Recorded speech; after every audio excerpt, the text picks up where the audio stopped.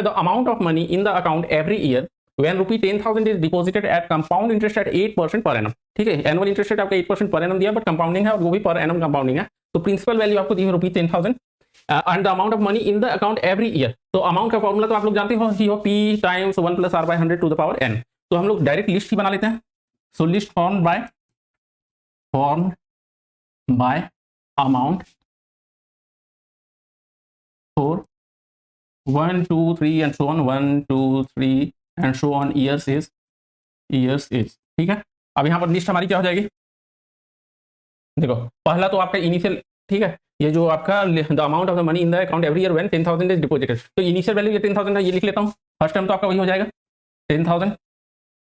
Okay, दूसरा आपका क्या हो जाएगा 10,000 फर्स्ट ईयर में आपका हो जाएगा 10,000 टाइम्स 1 + 8/100, ठीक है, 8/100 टू द पावर 1, और बेसिकली 1.08 टाइम्स 1 बोल सकते हो।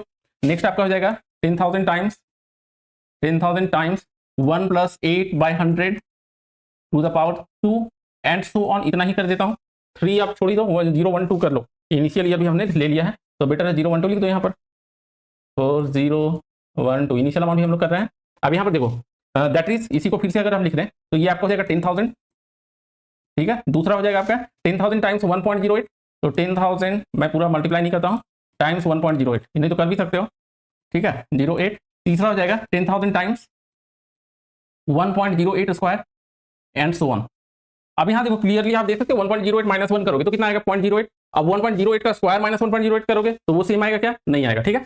तो आप लिख सकते हो clearly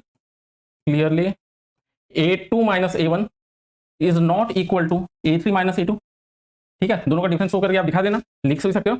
okay, not equal to, इसका डिफरेंस हो जाएगा 1.08 टाइम्स 0.08 टाइम्स 10,000, और इसका डिफरेंस हो जाएगा 1.08 टाइम्स, नहीं 0.08 टाइम्स 1.08 टाइम्स 10,000, ठीक है। दैट इज आप यहाँ पर लिख भी सकते हो, दैट इज A2 - A1 जो है आपका 0.08 टाइम्स 10,000 करोगे मतलब 800 हो गया। 800 इज नॉट इक्वल, ये ऊपर का वैल्यू ऊपर लिख दे रहा हूँ, A3 - A2 करोगे तो 0.08 टाइम्स ये आपका 10,000 करोगे तो 800 हो गया। 800 टाइम्स 1.08 कर लो, ठीक है, 800 टाइम्स 1.08, तो बेसिकली 108 टाइम्स 8 करोगे तो आपका क्या हो जाएगा 864, ठीक है। 864 हो गया आपका सेकेंड ईयर और फर्स्ट ईयर के बीच का difference, which is not equal to 864। So the list is not forming, the list of amount will not form an arithmetic progression, form an arithmetic progression।